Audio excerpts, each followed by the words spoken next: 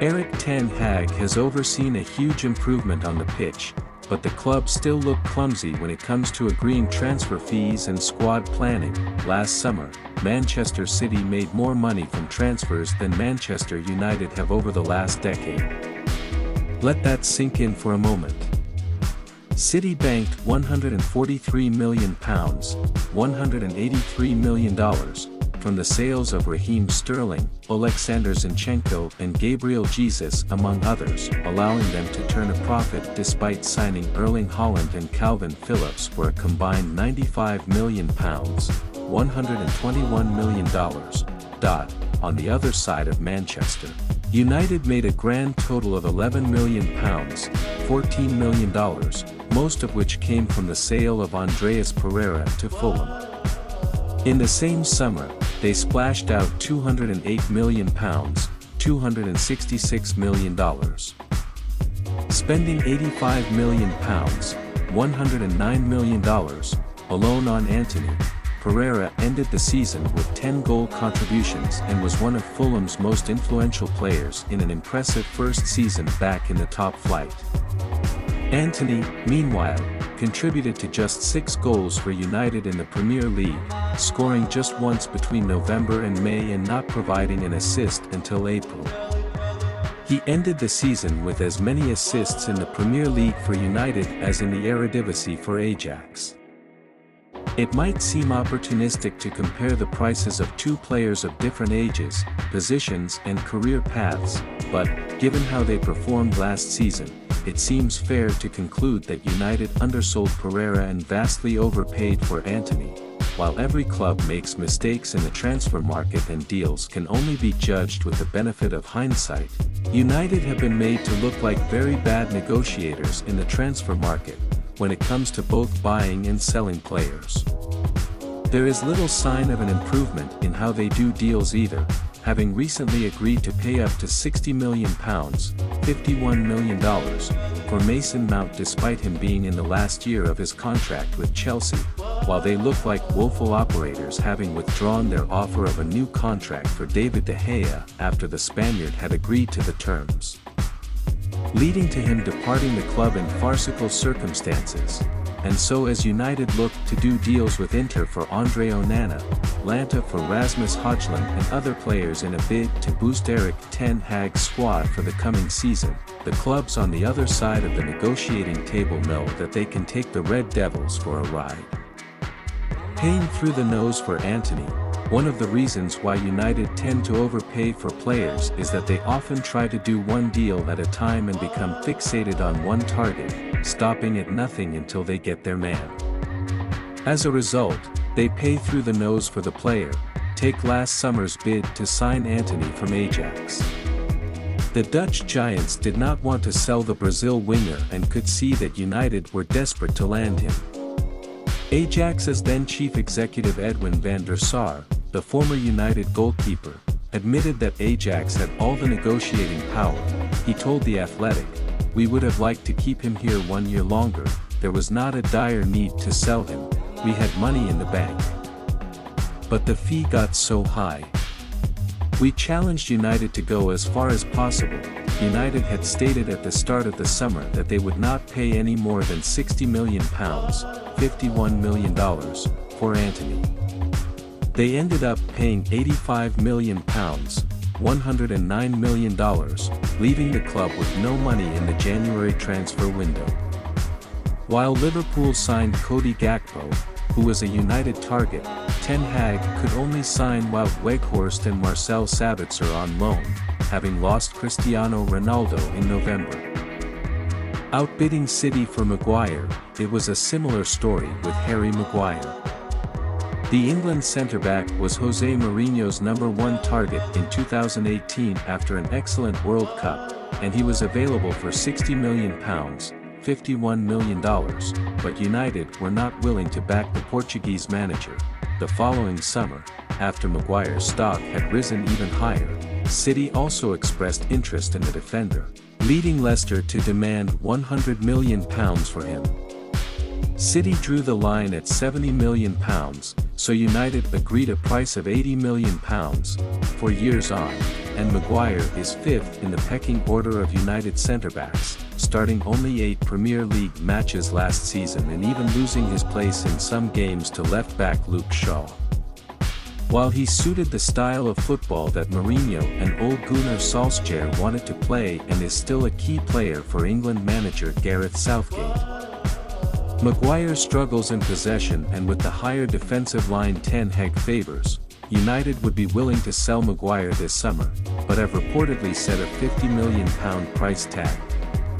That is likely to put potential suitors off and could lead to his real price dropping even further as he enters the final 2 years of his contract. In trying to get the best price for Maguire could instead lead United into getting a worse one in the long term. Need City's courage to walk away. One thing that sets City apart from United in negotiations is their willingness to walk away from a deal. Last summer they were interested in Marc Cucurella from Brighton, but cooled their interest when they were quoted £45 million. They opted to bring in Sergio Gomez from Borussia Dortmund instead, paying just £15 million.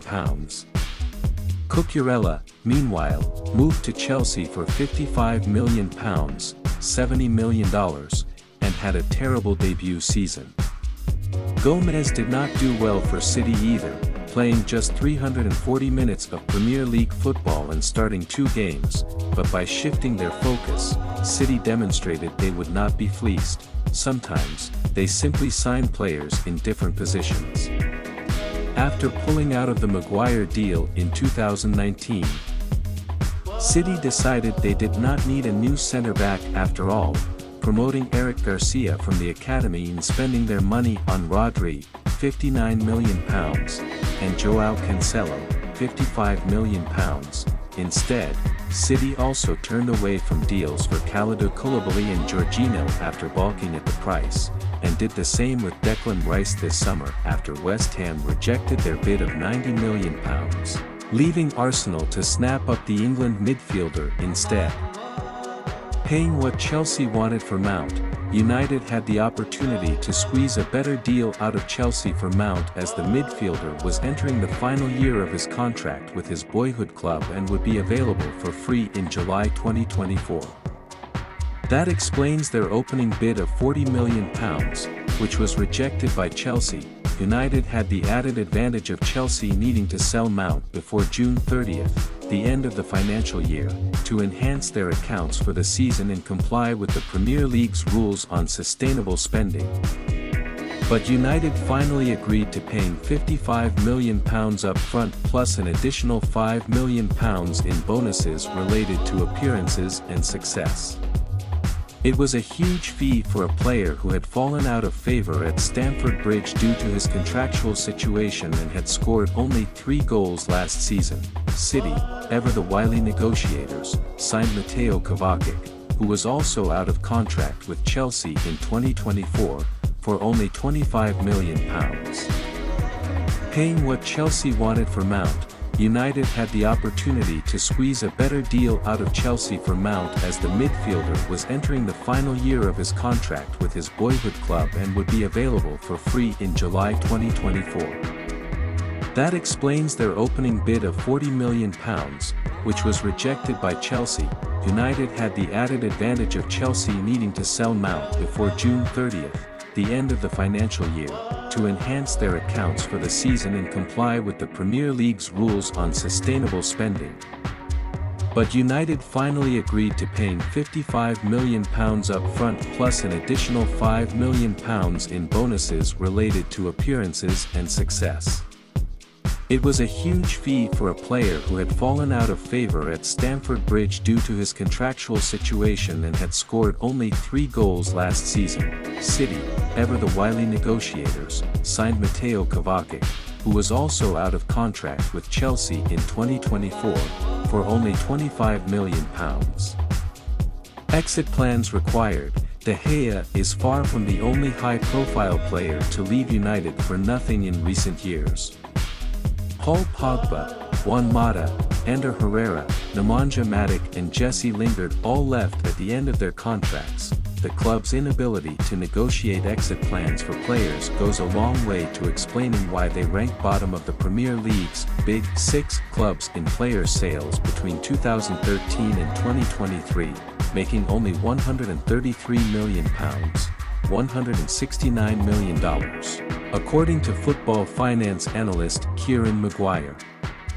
Chelsea topped the list with £706 million, $896, and have made an additional £190 million, $244 million, this summer from sales including Mount, Kovacic and Kai Havertz's transfer to Arsenal. United's poor transfer planning in the past means they desperately need to sell players this summer to finance the purchase of a striker. Having already forked out almost half of the £120 million, $152 million, they are allowed to spend due to the Premier League's profitability and sustainability rules. They urgently need to become tougher negotiators or cast their net of targets wider. Or they risk leaving Ten Hag to fish in the loan market for the next Weghorst. That concludes the latest update in today's Transfer News Bulletin. Thank you for following the daily transfer updates on Marco Vu channel. We'll meet again in the next Transfer News editions. Goodbye and see you soon.